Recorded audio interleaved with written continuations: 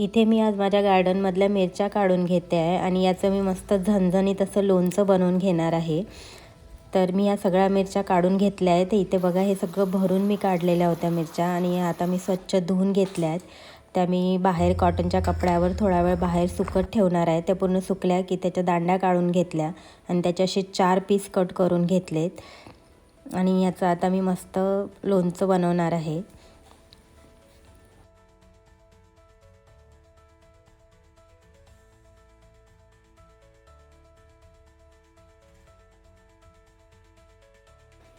लोणच्यासाठी मी इथे मोहरीचं तेल थोडं गरम करून घेणार आहे। चांगलं कडकडीत असं गरम करून मग त्याला पूर्ण गार करून घेते आहे।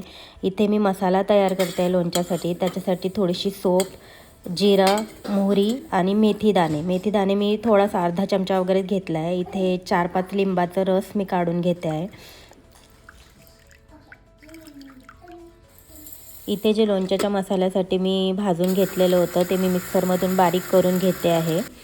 आणि आता इथे थोडीशी मोहरीची डाळ पण मी थोडी हलकी भाजून घेतलेली आहे आणि जे बारीक केलेला मसाला होता तो मी मिरचींवर घालून घेतला आहे। आणि आता त्यात थोडी हळद, मीठ, हिंग, मीठ मी थोडं जास्ती घातलं आहे आणि त्यानंतर लिंबाचं जे रस काढलं होतं ते आणि हे जे गरम करून पूर्ण गार करून त्यावर मी ते तेल पण ओतून घेतलं आहे आणि आता मी ह्याला व्यवस्थित मिक्स करून घेणार आहे।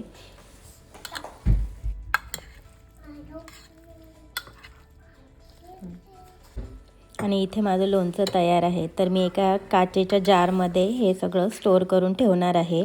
तर तुम्हाला कसा वाटला हा माझा लोणच्याच्या रेसिपीचा व्हिडिओ ते नक्की सांगा आणि लाईक, शेअर आणि सबस्क्राईब करायला विसरू नका।